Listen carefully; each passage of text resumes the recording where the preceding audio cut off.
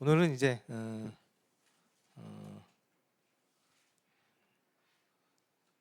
두 번째, 실제로는 세 번째인데요. 우리 진도상으로는 두 번째 시간이 되겠습니다. 그래서 오늘은 이과 하나님의 창조에 대한 이야기입니다. 그러니까 오늘 이제 하나님과 하나님께서 하신 이 창조에 대한 이야기가 나눠질 텐데요. 그러다 보니까 먼저는 하나님이 어떤 분이신지에 대한 좀 말씀을 좀 드려야 될 것 같고요. 그리고 하나님께서 어떻게 천지만물을 창조하셨는지 그 말씀들을 좀 나눠보도록 하겠습니다. 지난 시간 혹시 기억하시죠? 지난 시간은 저희가 그 성경책에 대해서 좀 말씀을 나눠봤습니다. 그 성경책, 인생의 질문에 대해 답을 하고 우리 인생이 무엇인지에 대해서 얘기해주고 있는 그 성경책, 그 성경책을 지으신 분이 하나님이십니다. 그래서 오늘은 그 하나님, 그 여호와 하나님이 어떠한 분이신지 좀 알아보고요. 그리고 그 여호와 하나님의 창조에 대한 이야기도 살펴보도록 하겠습니다. 창조, 사실 신적인 언어입니다. 창조하다. 우리 가운데 하나님 외에 창조하실 수 있는 분이 있을까요? 창조. 영어로 하면 이제 그 크리에이티브 얘기를 하는데요. 창조가 사실 몇 년 전만 해도 상당히 유행하는 단어였습니다. 기존에 없던 새로운 아이디어나 이런 제품을 만들어내는 것을 이렇게 창조 얘기하는데요. 이건 세상에서 사람들이 생각하는 창조의 개념이고요. 하나님께 있어서 하나님께 창조는 좀 더 다릅니다. 하나님의 창조는 훨씬 고차원이죠. 뭔가 있던 원리나 뭔가 있는 것을 이용해서 새로운 것을 만들어내는 게 이제 창조 이렇게 얘기하는데, 하나님의 창조는 근본적으로 다릅니다. 하나님의 창조는 아무것도 없는 것에서, 그러니까 무에서 유를 창조하는 그러한 창조입니다. 그러니까 신적인, 하나님만이 하실 수 있는 창조가 이제 이 성경에서 얘기하고 있는 창조입니다. 우리 중에 우리가 알고 있는 사람, 어떤 존재들 중에 아무것도 없는 상태에서 뭔가를 만들어낸다, 이런 일을 할 수 있는 그런 존재가 혹시 있을까요? 생각나는 존재 있습니까? 사실 이 무에서 유를 창조할 수 있는 분은 하나님밖에 없고요. 또 이 하나님에 대해서 얘기하고 있는 것이, 성경에서 얘기하고 있는 것이 하나님의 이 창조, 무에서 유를 창조하는 이 창조주, 이렇게 표현을 하고 있습니다. 그러니까 이 창조는 하나님만이 하실 수 있는, 하나님의 영역에 속하는 이제 그런 놀라운 신적인 영역의 일입니다. 그래서 오늘 그 하나님께서 어떻게 창조를 하셨는지 그 부분을 좀 나눠보려고 합니다. 자, 먼저 같이 한번 읽어보도록 하겠습니다. 자, 시작. 영생은 곧 유일하신 참 하나님과 그가 보내신 자 예수 그리스도를 아는 것이니이다. 요한복음 17장 3절에 있는 말씀입니다. 굉장히 중요한 말씀이죠. 이 말씀만 잘 알고 이해하고 받아들여도 진리를 안다고, 뭐 생명을 얻었다고 얘기할 수 있고, 정말 성공한 인생이라고 얘기할 수 있을 것 같습니다. 요한복음에 나와 있는 말씀인데요. 영생은 두 가지를 아는 것인데요. 하나는 하나님이고요. 또 하나는 예수 그리스도라고 합니다.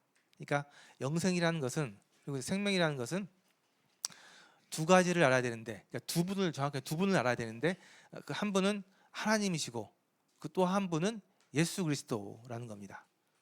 그러니까 영생이라는 것을 얻기 위해서는 이 두 분만 알면 돼요. 하나님과 예수 그리스도. 그래서 이 하나님과 예수 그리스도, 이 두 분을 아는 것이 영생이라고 얘기를 합니다. 근데 여기 하나님과 예수 그리스도를 설명을 좀 하는데요.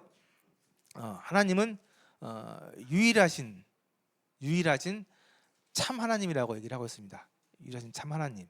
그리고 예수 그리스도는 그가 보내신 자, 그러니까 하나님께서 보내신 자라고 이렇게 설명을 하고 있습니다. 그래서 오늘은 예수님은 나중에 하고요. 오늘은 하나님에 대해서 말씀드릴 건데, 그래서 하나님에 대해서 말씀을 드릴 건데요. 하나님은 유일하신 분이라고 얘기하고 있고요. 참 하나님이라고 얘기하고 있습니다. 참 하나님, 유일하신 분, 참 하나님. 그래서 하나님을 알아야 됩니다. 하나님을 이 시간에는 정말 이 시간에 중요한 것은 하나님을 알아야 되는데요. 하나님이 아는 것이 정말 중요합니다. 그래서 성경에 보면 호세아서에 보면은 여호와, 이제 하나님의 이름인데요. 여호와를 알자, 힘써 여호와를 알자라고 얘기하고 있습니다. 그래서 성경에서 얘기하고 있는 것이 하나님을 알아야 된다, 힘써서 하나님을 알아야 된다라고 얘기하고 있습니다. 그래서 사람들이 하나님을 아는 것이 굉장히 중요합니다. 그리고 인간들의 삶 가운데서 하나님을 알아가는 것이 사실은 삶의 본질이라고 얘기할 수도 있습니다. 여기 계신 모든 분들도 하나님을 아셔야 되고요. 저도 하나님을 더 많이, 더 깊이, 더 자세히 알아야 됩니다. 그래서 우리의 인생은 사실 하나님 밖에 있거나 하나님 안에 있거나 하나님을 하나 알아가는 그 삶의 연속이 우리 인간의 삶입니다. 그래서 하나님을 하나 더 자세히 알아가는 것이 놀라운 복이고 은혜고 그렇습니다. 그래서 옛날에 하나님을 이만큼 알았다고 한다면 시간이 지나면서 조금씩 더 많이 알아가게 되고, 더 많이 알면 알수록 우리에게 더 큰 복이 있다고 성경은 얘기하고 있습니다. 저도 아직도 하나님에 대해서 정말 모릅니다. 지금도 하나님에 대해서 배워가고 있고 알아가고 있고 경험해 가고 있습니다. 그래서 하나님을 알아가는 것이 인간의 굉장히 중요한 본분이고 일이라고 얘기할 수 있습니다. 그래서 하나님을 알아야 됩니다. 근데 힘써서 알아야 된다. 열심히 힘써서 알아야 된다라고 이야기하고 있습니다. 왜 하나님을 알아야 될까요? 잠깐 생각해 보면요, 왜 우리는 하나님을 알아야 되지? 생각을 해보면요, 우리 인생에서 나에게 있어서, 각자 인생에게 있어서 가장 중요한 분이 하나님이시기 때문에 그렇습니다. 사람들은 살아가면서 많은 사람들을 만나게 됩니다. 다양한 사람들을 만나게 되죠. 근데 사실 훌륭한 사람들, 영향력 있는 사람들, 나에게 많은 도움이 되는 사람들을 만나는 것이 큰 복입니다. 그렇죠? 그래서 저 사람의 인맥을 보게 되면 저 사람이 어떤 사람인지 알 수 있어요. 어떠한 부류의 어떠한 사람들을 알고 있는 거고, 그분과 그런 사람들과 지내고 있고 하는 걸 보게 되면 그 사람이 어떤 사람인지 대략 좀 감이 옵니다. 그래서 사람에게는 그 인맥이라는 게 굉장히 중요합니다. 특히나 이제 보니까 뭐 마찬가지죠. 근데 특히 이제 사업하시는 분들 막 보게 되면 인맥들이 이렇게 좀 화려합니다. 그래서 좋은 인맥, 훌륭한 분들, 도움이 많이 되는 분들, 영향력 있는 분들을 아는 것이 자산이라고 얘기도 할 정도로 그렇습니다. 그래서 어떤 사람들을 아느냐가 정말 중요한데, 우리는 어떤 사람이 아니라 어떤 하나님, 어떤 신을 알고 있느냐가 굉장히 중요합니다. 그래서 우리 인생에서 이 하나님을 만나느냐 못 만나느냐, 하나님을 아느냐 모르느냐에 따라서 그 사람의 인생이 너무나 많이 달라집니다. 그 성경은 하나님을 알아야 된다라고 분명히 얘기를 하고 있고, 힘써서 하나님을 알아야 된다고 강조하고 있습니다. 그래서 하나님을 알아야 되는데요, 하나님을 어떻게 알 수 있을까 생각을 해보니까요, 하나님은 계시를 통해서 알 수 있습니다. 계시. 그러니까 하나님에 대해서, 하나님은 어떠한 분이시다라고 이렇게 알려주시는 계시를 통해서 알 수 있는데, 그것이 이제 성경책에 나와 있는 계시죠. 그래서 저번 시간에 성경책에 대해서 자세히 얘기를 했잖아요. 성경은 하나님의 말씀이다. 그리고 오늘은 하나님이 어떤 분이시다, 성경에 나와 있는가를 이렇게 얘기할 건데, 서로 이렇게 상호 보완되는 내용들입니다. 그래서 오늘은 성경에 나와 있는 계시들을 통해서, 성경의 말씀들을 통해서 하나님이 어떤 분이신지 몇 가지만, 중요한 몇 가지만 설명을 좀 드리려고 합니다. 우리 하나님께서 너무나 많은 오해를 받고 계시기 때문에 사실 하나님에 대해서는 할 말이 많은데, 그래도 우리가 알아야 될 몇 가지 중요한 것들만 좀 말씀드리려고 합니다. 성경에 보면은 하나님의 특성 해가지고 실학적으로 쭉 있습니다. 근데 그거 얘기하기는 좀 그렇고요. 제가 보기에 좀 중요한 것들 몇 가지만 좀 말씀을 좀 드리려고 합니다. 자, 첫 첫 번째, 하나님에 대해서 성경에서 얘기하고 있는 겁니다. 출애굽기 3장 14절에 보면은요, 하나님이 모세에게 이르시되 나는 스스로 있는 자이니라. 또 이르시되 너는 이스라엘 자손에게 이같이 이르기를 스스로 있는 자가 나를 너에게 보내셨다 하라라고 얘기하고 있습니다. 성경에 보면 유명한 사람 중에 하나가 이 모세라는 사람입니다. 이스라엘 사람들이 그 애굽이라는 나라, 지금 이집트죠. 애굽이라는 나라에서 종살이를 하고 있었는데 이 이스라엘 사람들을 이 종살이에서 끌어내서 이스라엘이라는 새로운 민족으로 만드는 일을 하셨는데요. 이 종살이하고 있는 이스라엘 민족들을 끄집어내는 역할을 한 사람이 모세입니다. 근데 이 모세에게 어느 날 하나님께서 나타나셨습니다. 갑자기 하나님께서 모세에게 나타나셨어요. 그래서 모세가 누구세요 하니까 이제 하나님께서 당신을 모세에게 설명한 겁니다. 뭐라고 설명했냐면은 여기 나와 있죠. 나는 스스로 있는 자다라는 표현입니다. 사실 이 표현이 굉장히 심오한 표현입니다. 성경에서만 찾아볼 수 있는 표현이에요. 스스로 있는 자다. 스스로 있는 자다. 어떻게 보면 굉장히 교만한, 근데 하나님만 쓰실 수 있는 그런 표현입니다. 스스로 있는 자. 하나님 외에 스스로 있을 수 있는 사람, 스스로 있을 수 있는 존재가 있을까요? 네. 하나님께서 모세에게 당신을 설명하면서 처음 하신 말씀이 이 표현인데요. 정말 사실 하나님에 대해서 아주 정말 잘 표현한 그런 표현이라고 생각합니다. 생각해 볼수록 이만한 표현이 없는 것 같아요. 스스로 있는 자. 스스로 있는 자라는 표현은 다른 의지할 만한 존재가 필요 없다는 얘기입니다. 예를 들면요, 사람은 혼자 스스로 존재할 수 없습니다. 태어날 때부터 혼자 스스로 태어날 수 없죠. 살아가는데 혼자 살아갈 수 없습니다. 사람은 공기, 빛, 이 중력, 먹을 거 이거 없으면 살아갈 수 없는 존재잖아요. 그죠? 절대 스스로 존재할 수 없는 존재가 사람입니다. 다른 모든 피조물도 마찬가지예요. 스스로 혼자 존재할 수 있는 존재는 아무것도 없습니다. 근데 하나님은 다른 의지할 만한 도움이 있어야 될 만한 그런 필요가 전혀 없으신 분이 이 하나님이십니다. 기원도 없고 끝도 없습니다. 출발도 없고요, 마지막도 없는 거예요. 말 그대로 정말 스스로 있으실 수 있는 분, 스스로 있을 수 있는 존재. 딱 하나님을 정말 잘 표현하고 있는 이 말이 이 스스로 있는 자다라는 표현입니다. 이러한 표현은 성경 외에서 찾아볼 수가 없습니다. 우리가 사실 하나님 외에, 그러니까 기독교 외에 다른 많은 종교들이 있고 그 종교들에는 각자 나름대로 신들이 있는데 그 신들에 대한 자신들에 대한 그 표현이 있는데 이 스스로 있는 자라는 이 표현은 성경에서만 찾아볼 수 있는 굉장히 놀라운 독보적인 그런 표현입니다. 독특한 표현이죠.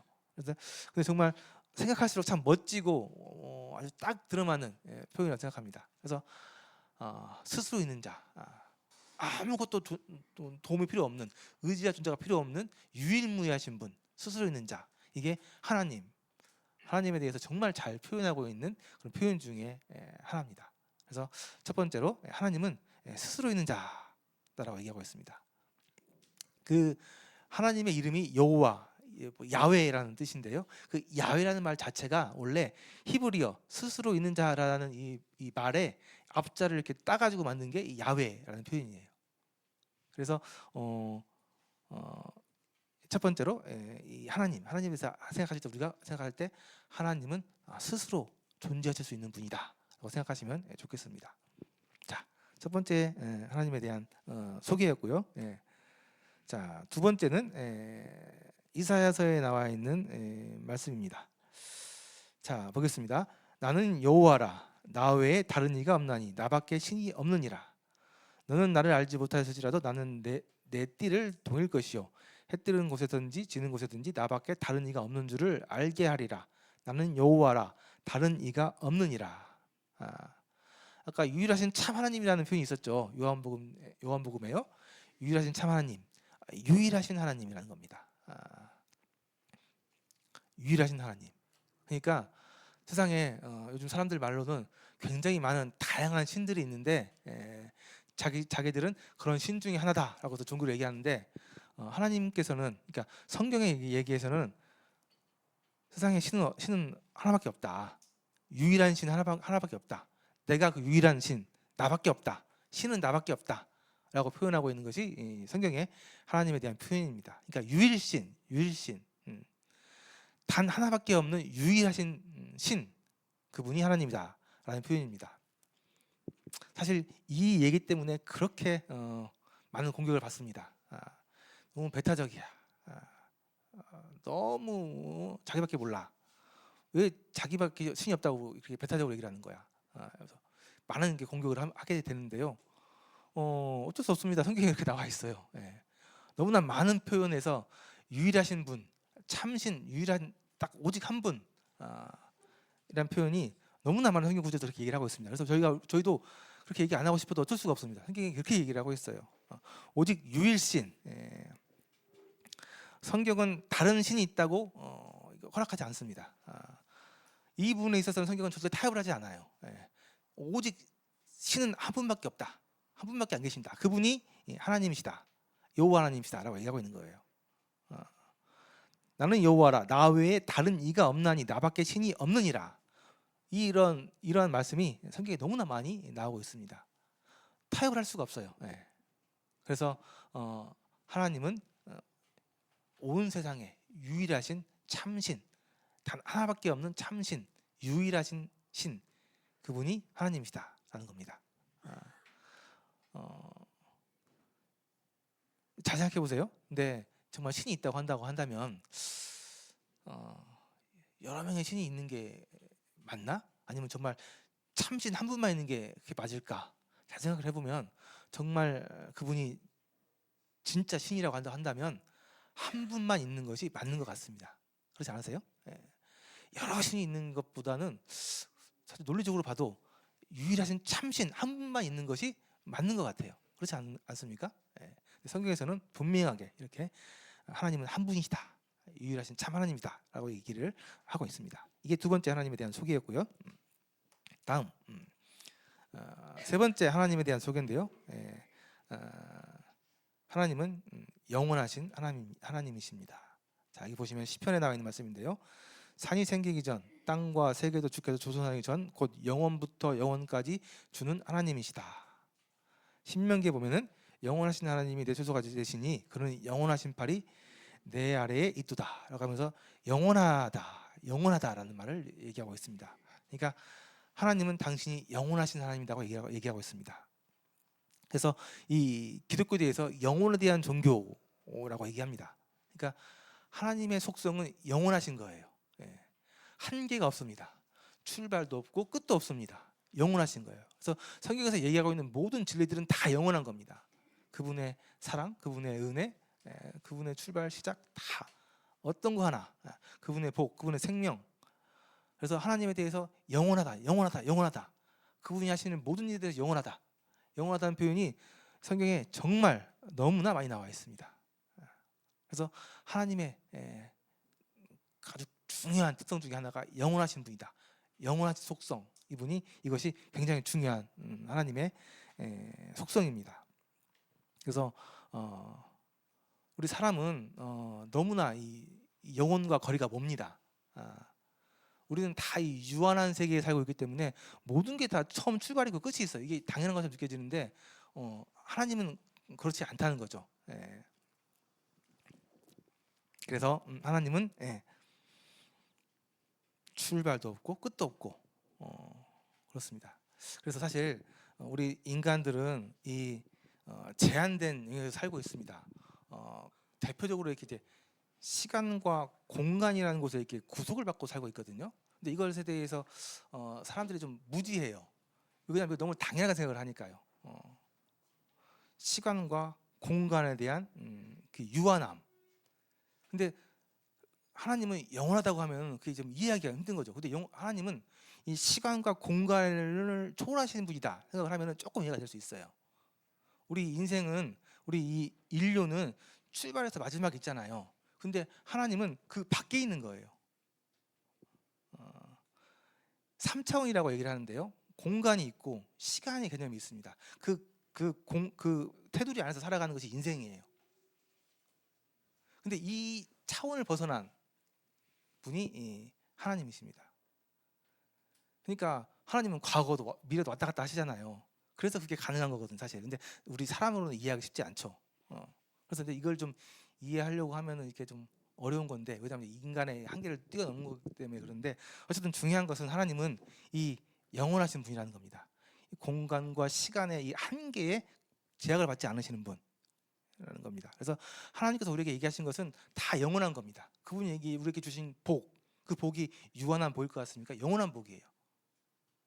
그분이 우리에게 주시는 생명, 그 생명이 뭐 70년, 80년 그런 생명이 아니잖아요. 영원한 생명입니다. 그분께서 우리 주신 은혜, 뭐 계시, 다 영원한 거예요. 그래서 우리 인간의 영역은 너무나 다릅니다. 그래서 이 영원하신 하나님, 그분이 갖고 그분이 주시는 모든 것들은 다 영원한 거예요. 그래서 이 영원하신 하나님에 대해서 좀 생각을 좀 하시면 좋을 것 같습니다. 그래서 오늘 제가 이 하나님에 대한 말씀 3가지만 드리려고 하는 거예요. 첫 번째 뭐라고 했죠? 하나님에 대해서 스스로 계신 자, 스스로 계신 분. 두 번째는 유일하신 참 하나님, 유일하신 분. 세 번째는 영원하신 분, 한계가 없으신 영원하신 분. 이분이 하나님이십니다. 그러니까 사실 하나님 설명하기 너무 어려워요. 우리 너무 한계를 너무 벗어나 있는 분인데, 정말 세 가지만 좀 기억하셔도 하나님은 정말 대단하신 분이구나. 우리랑 너무 다른 분이구나. 우리랑 차원이 다른 분이구나. 좀 감이 좀 오실 거예요. 그래서 하나님 설명하기 어려운데 하나님은 이런 분이십니다. 그 하나님에 대해서 지금 말씀을 나누고 있는 거고요. 이 하나님이 하신 일, 이제 그 하나님의 창조에 대해서 잠깐 말씀 좀 드리려고 합니다. 자, 이 무한하신, 이 영원하신 하나님께서 창세 전에 만든 것들이 좀 있었습니다. 보니까 성경에 보니까요, 자세히 나와 있지 않은데 연구를 해보니까요, 영들, 천사들, 그룹, 스랍, 뭐 새벽별, 하나님의 아들들이라고 표현된 그런 존재들이 나옵니다. 정확하지는 않은데요. 하여튼 좀 연구를 해보니까 이것들이 이제 육체가 없는 영들이라고 표현을 하고 있고요. 이것들은 이제 영들이기 때문에 공간의 제약을 받지 않는 좀 약간 좀 신적인 존재들 같습니다. 성경에 보니까 뭐 사람이나 다른 모양으로 변화도 될 수 있는 것 같고요. 사람에 비해서는 좀 큰 지혜와 능력이 있는 것 같습니다. 그리고 생각보다 이 존재가 많은 것으로 보입니다. 그러니까 하나님께서 영적인 존재들, 우리가 뭐 천사라고도 얘기하죠.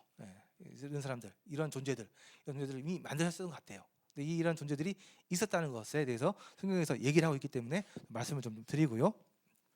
근데 이 존재들 중에 성경에 보니까 이 천사장이라고 하고 계명성이라고도 하고 샛별, 우리가 잘 알고 있는 사탄이라고 얘기합니다. 이 존재가 있었던 것으로 보입니다. 뭐 이렇게 말씀을 좀 연구를 해보니까 이사야서에 나와 있는 말씀인데, 너 아침의 아들 계명성이여 어찌 그리 하늘에서 떨어졌으며 너 열국을 덮은 자여 어찌 그리 땅에 찍혔는고 라고 하면서 이 사단이라는 존재에 대해서 설명을 좀 하고 있습니다. 사단, 들어보셨죠? 사단. 아까 그 영적인 존재들이 먼저 있다고 했죠. 근데 그 영적인 존재들 중에 상당히 높은 지위에 있었던 천사로 보입니다. 뭐 이렇게 정확하게 나와 있지는 않은데 추측하기엔 그래요. 근데 이 천사장이었다고 표현하고 있는데, 이 존재가 상당히 좀 높았던 존재였던 것 같아요. 근데 이 존재 마음 가운데 아마도 이 교만한 마음이 생기면서, 여기 보니까 이사야서 14장에 보니까 내가 내 마음에 이르기를 내가 하늘에 올라가지고 하나님 뭇별 위에 내 자리를 높이리라 라고 표현하고 있습니다. 그러니까 자기 자리를 하나님과 동등된 자리에다 놓겠다라는 표현입니다. 그러니까 사실 이제 이건 피조물로서 하늘에서 보면 이제 뭐 반역 이라고도 볼 수 있는 부분이죠. 그래서 이제 이 감히 아까 이 피조물 만들어진 존재가 하나님과 같이 되려고 하는 존재가 있었던 것 같습니다. 그래서 이 존재가 여기 보니까 쫓겨났다고 얘기하고 있고요.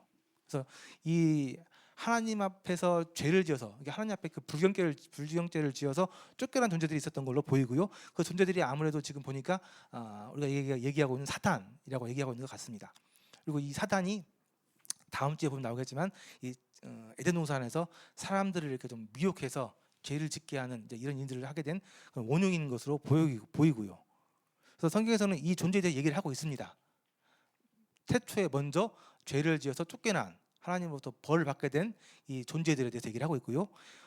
이 존재들이 있었던 것으로 보이고요. 또 이 존재들에 대해서 하나님께서 말씀하신 것은 마귀와 그 사자들을 위하여 예비된 영원한 불에 들어가리라라는 표현들이 있고요. 그래서 그들을 미혹하는 마귀가 불과 유황못에 던져지리니라는 표현이 나오면서 우리가 소위 알고 있는 그 지옥이라는 곳에 대해서 얘기를 하고 있습니다. 그래서 성경학자들이 보기에도 지옥이 있다라고 보고 있고요. 이 지옥에 이 하나님을 배반했던 이 마귀들, 못된 천사들이 들어가는 것으로 이렇게 얘기를 하고 있습니다.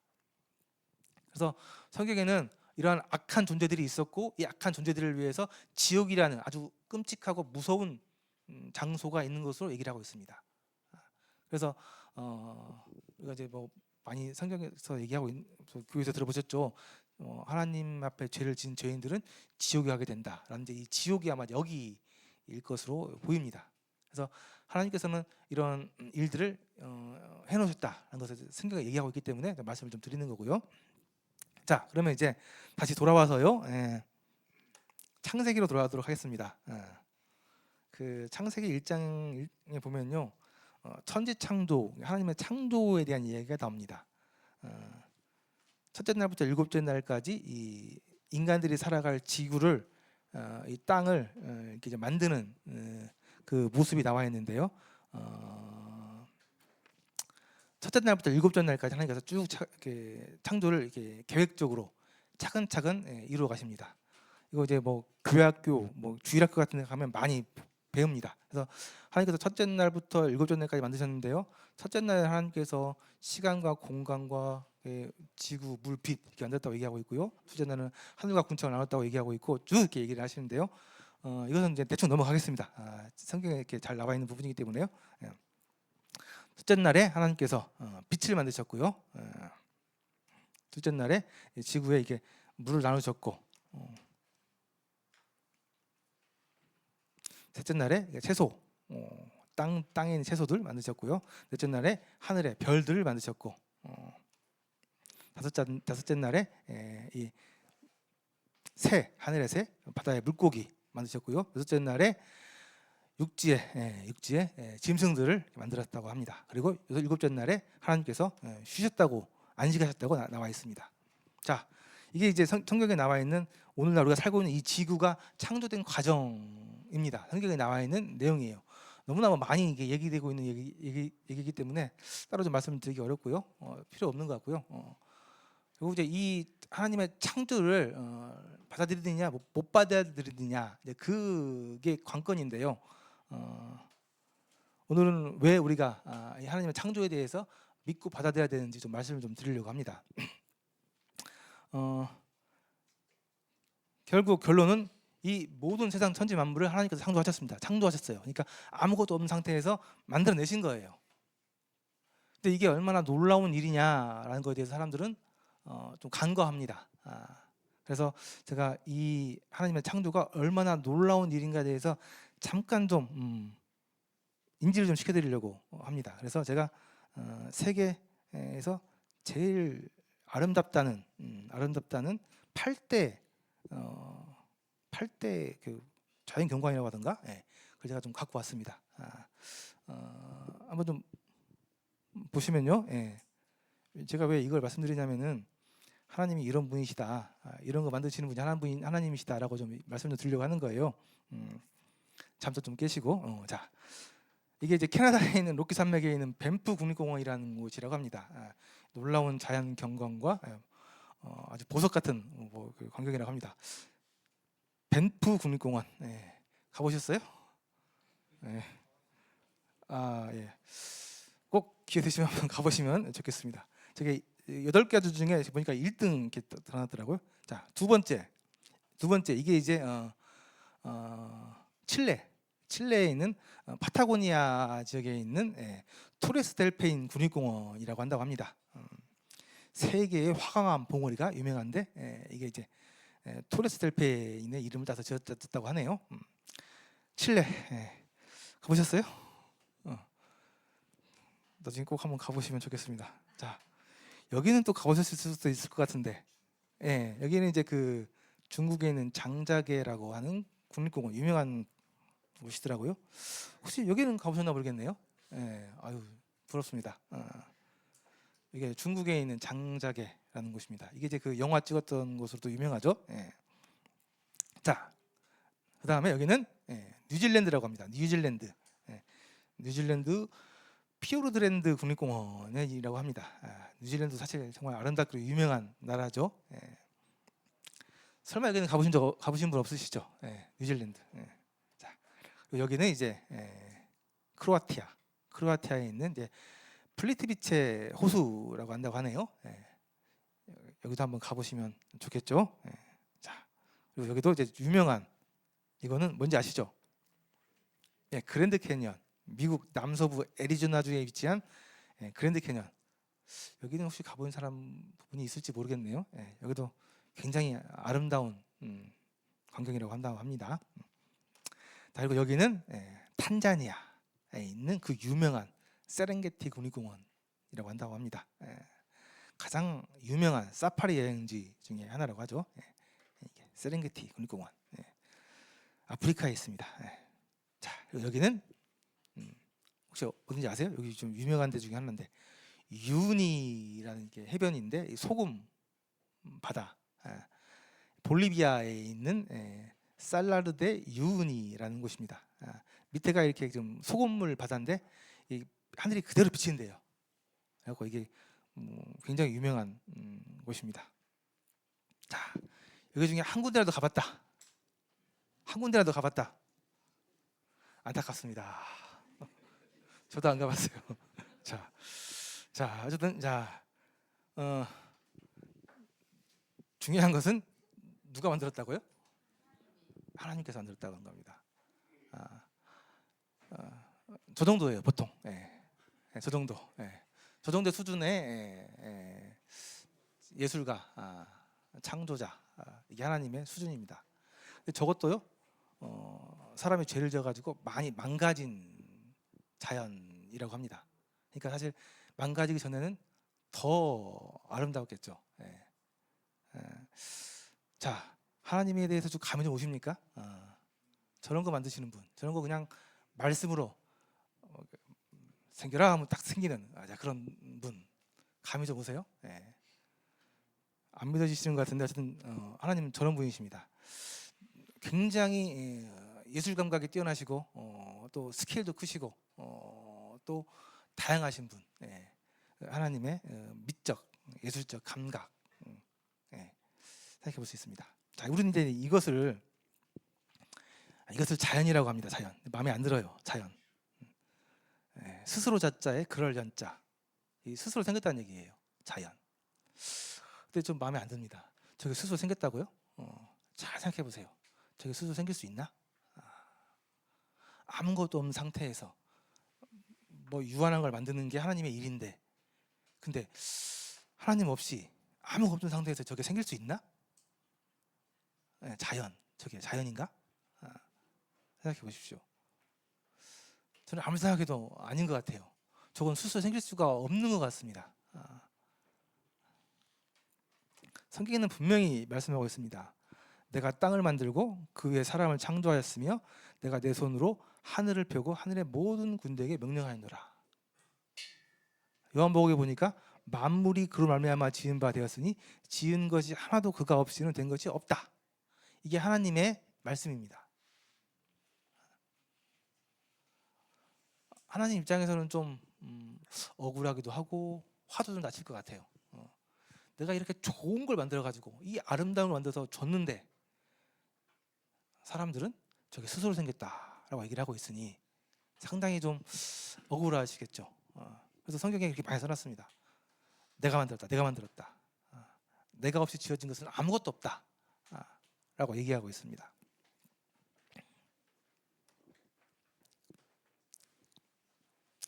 로마서에 보면은 하나님의 진노가 불의로 진리를 막는 사람들의 모든 경건하지 않음과 불의에 대하여 하늘로부터 나타나나니 이는 하나님이 알만한 것이 그들 속에 보임이라.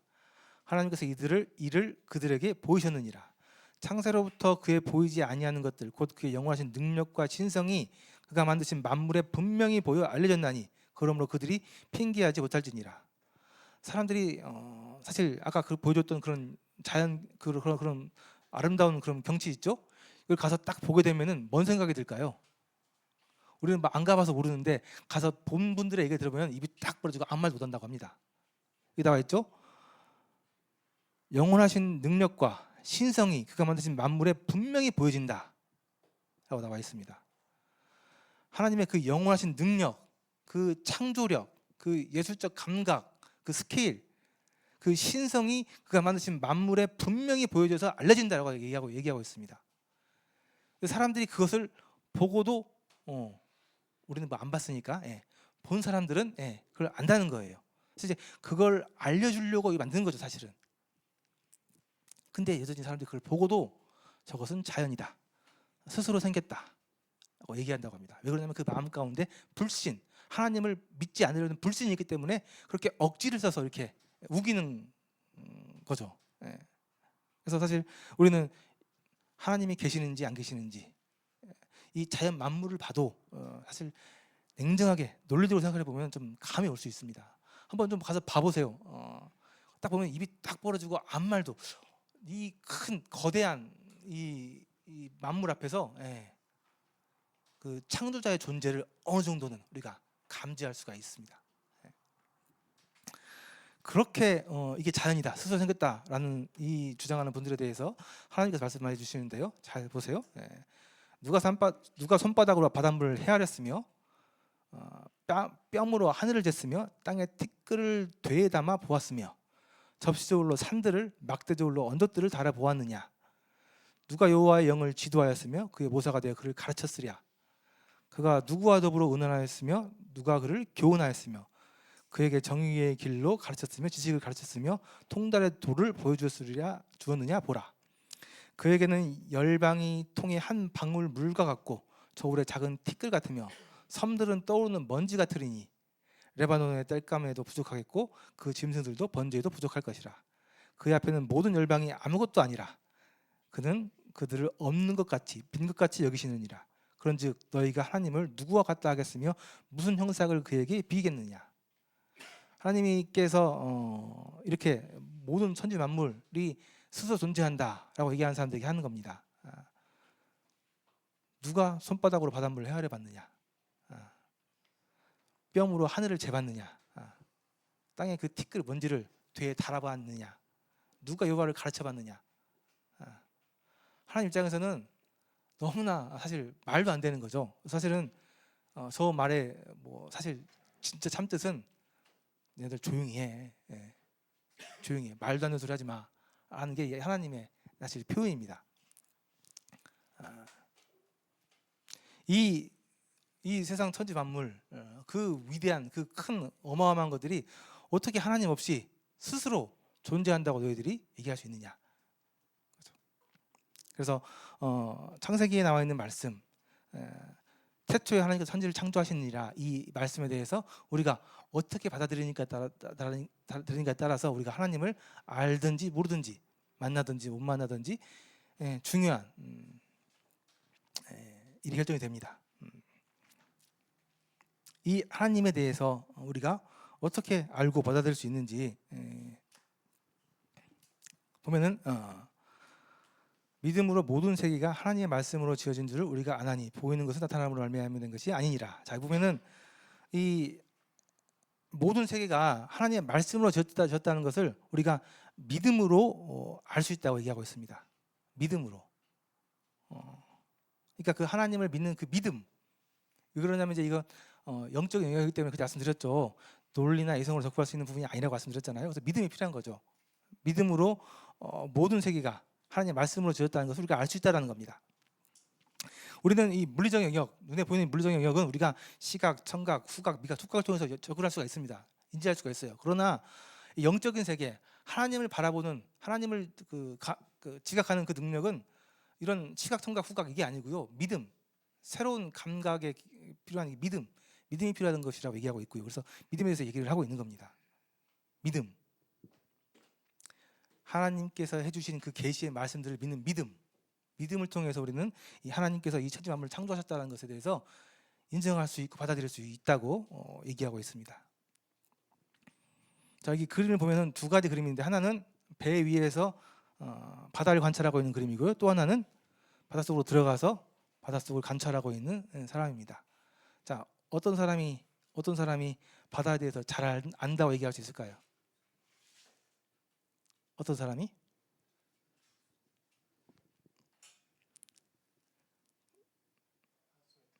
예, 그러지 않을까요? 예.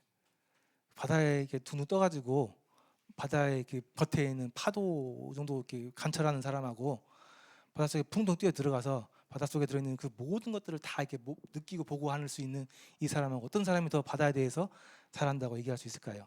당연히 바닷속에 뛰어든 사람이겠죠. 많은 사람들은 바다의 겉만 보고 바다에 대해서 안다고 생각을 합니다. 이 바다에 대한 불신이 있는 거죠. 그래서 이 작은 조각배에 사실 의지하면서 눈에 보이는 것들만 보고 바다를 안다고 얘기하고 있습니다. 그런데 자신을 하나님한테 맡기고 이 바다에 자신을 맡겨서 바다에 풍덩 들어간 사람은 이 바다가 얼마나 광대하고 얼마나 아름답고 얼마나 많은 것들이 있는지 보고 느끼고 경험하는 사람이 있습니다. 그래서 이 믿음이 필요하다고 하는데, 믿음이라는 것은 하나님을 인정하고 받아들이는 착한 마음입니다. 하나님을 인정하고 하나님을 유일하시고 영원하시고 참 하나님이신 것에 대해서 받아들이는 이것을 믿음이라고 얘기하고 있습니다. 이런 믿음을 가지고 하나님의 은혜 안에 들어가게 될 때, 하나님을 받아들여서 믿음을 가지고 이 하나님의 은혜의 바닷속에 들어가게 될 때 진짜 하나님께 대해서 알게 되게 되고, 하나님의 그 풍성함과 그 놀라운 능력에 대해서 우리가 알 수 있다는 겁니다. 믿음이 필요하겠죠. 그래서 우리는 이 믿음, 하나님을 인정하고 받아들이는 이 믿음을 가지고 하나님에 대해서 알고 또 하나님에 대해서 우리가 받아들이는 그런 시간이 되시면 좋겠습니다. 처음부터 이 일이 일어나지는 않습니다. 처음부터 이런 믿음이 확 오지 않아요. 근데 우리 가운데, 마음 가운데 조금이라도 이 하나님을 생각하고 하나님께 우리의 마음을 열게 되면 작은 틈이 생기는 거고, 그 틈 안으로 하나님의 그 놀라운 그 은혜의 빛이 조금씩 들어오기 시작합니다. 그러면 그 빛이 우리를 조금씩 조명하게 되면서 그 문이 열리면서 완벽한 참 하나님의 선하심과 그 생명의 빛, 또 은혜의 빛으로 가득 찬 그 하나님의 은혜 안에 들어갈 수 있게 되는 거죠. 처음부터 일이 다 완벽하게 일어나지 않습니다. 이 하나님에 대한 은혜, 하나님에 대한 믿음, 작은 믿음을 가지고 하나님을 더 생각하고 하나님께 우리의 마음을 여는, 내 마음을 하나님께 여는. 그래서 믿음이 없으니까요, 우리는 하나님 앞에 내 마음을 내려놓고 마음을 하나님 앞에 드려서 저에게 하나님을 믿을 수 있는, 알 수 있는 믿음을 주십시오라고 간절하게 다가가게 될 때, 하나님 앞에 우리 마음을 내려놓게 될 때 이 작은 틈이 열리는 것처럼 시작을 해서 믿음의 그 은혜의 생명의 빛이 우리 가운데 조금씩 비춰지게 될 겁니다. 그래서 중요한 것은 우리가 마음을 열고 하나님을 받아들이고 또 하나님을 더 생각하고 하나님 앞에 더 나아가고 하는 그런 자세들이 필요하다라는 겁니다. 그래서 그렇게 되게 될 때 우리 가운데 이제 정말 우리 인생의 하나님의 그 창조, 하나님의 그 창세기가 우리 마음 가운데 시작이 되는 겁니다. 자, 마지막으로 하나님께서 이 모든 만물을 창조하신 이유를 얘기하고 있습니다. 내 이름으로 불려지는 모든 자, 곧 내가 내 영광을 위하여 창조한 자를 오게 하라. 내가 그를 지었고 내가 그를 만들었다라고 얘기하고 있는데요. 여기 보면은 하나님께서는 이 모든 사람들, 그러니까 만물을 내 영광을 위해 창조했다라고 얘기하고 있습니다. 내 영광을 위해서 창조했다. 그러니까 우리가 보통 우리는 하나님의 영광을 위해서 창조했다라고 얘기를 하고 있는데요. 그 말은 무슨 말이냐고 하냐면 우리가 하나님을 찬양하고 하나님을 영광스럽게 돌리고 하는 그런 얘기를 하는데요. 사실 이 말 뜻에는 우리가 하나님의 영광의 반사체고 형상이라는 뜻이 숨어 있습니다. 그러니까 우리 자체가, 이 피조물 자체가 하나님의 영광 그 자체라는 겁니다. 우리 존재 자체가 하나님의 영광을 보여주는 피사체, 반사체라는 겁니다. 그러니까 우리가 단지 하나님의 영광을 위한 도구가 아니라 우리가 하나님의 영광 그 자체라는 얘기예요. 그래서 그 성경에 보면은 여기 나와 있죠. 보면은 하나님이 이르시되 우리의 형상을 따라 우리를 만들었다라고 얘기하고 있습니다. 너무 하도 많이 얘기를 해서 안 하려고 했는데 어쨌든 자 보면 하나님께서 첫날부터 일곱 전날까지 창조물을 쭉 만들어 가셨는데 마지막 날에 만든 게 사람입니다. 이거 사람은 좀 특별하게 만들었는데 특별한 이유가 뭐냐면은 여기 나와 있는 것처럼 우리의 형상을 따라 우리 모양대로 우리가 사람을 만들자라고 했어요. 그러니까 사람은 좀 특별하게 만들어졌는데 뭐냐면은 하나님의 형상을 따라서 만들어졌다는 겁니다. 하나님의 형상. 그러니까 우리에게는 하나님의 형상, 하나님의 영광이 들어있는 거예요. 우리 자체가 하나님의 영광을 보여주고 하나님의 영광을 증거하는 존재라는 겁니다. 하나님의 영광을 위한 단순한 도구가 아니라 그 영광 자체라는 거예요. 우리가 얼마나 이게 놀라운 얘기인지 모르시겠어요? 우리가 하나님의 그 영광이라는 거라니까요. 여기 보면 제 아들 사진이 있는데 제가 나를 닮았잖아요. 근데 형상입니다. 형상이에요. 쟤는 나를 보여주는 거예요. 나를. 그러니까 저한테 정말 귀하죠. 내 존재 같은 내 형상을 따른 존재란 말입니다. 하나님도 똑같아요. 우리가 보통 존재들이 아니에요. 많은 만물을 창조했는데 그 마지막에 지은 게 사람입니다. 이 사람은 하나님의 형상을 따라서 지어진 존재예요. 그래서 우리 안에는 하나님의 형상이 있습니다. 우리 존재 자체가 하나님을 증거하고 하나님의 영광을 보여주는 존재들이에요. 이게 하나님의 창조의 목적이라는 겁니다. 우리는 그렇게 지어진 존재라는 거예요. 우리가 얼마나 귀한 분들인지 감이 좀 오시죠? 우리는 하나님 앞에 그런 존재들입니다. 하나님의 영광, 하나님의 분신과 같은 그런 존재들인 겁니다. 그래서 하나님의 그 뛰어나심과 그 영광스러움을 보여주고 증거하는 존재가 우리라는 거예요. 그래서 하나님의 그 창조는 결국 뭐냐면은 하나님 자신의 영광을 위해서 창조됐는데 그 영광의 결정체가 여기 계신 사람들, 여기 계신 모든 분들이라는 것이 하나님의 말씀입니다.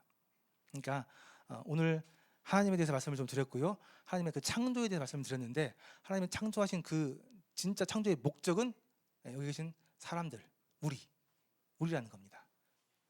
하나님의 영광을 증거하는, 보여주는, 반사하는 하나님의 창조의 목적이 우리라는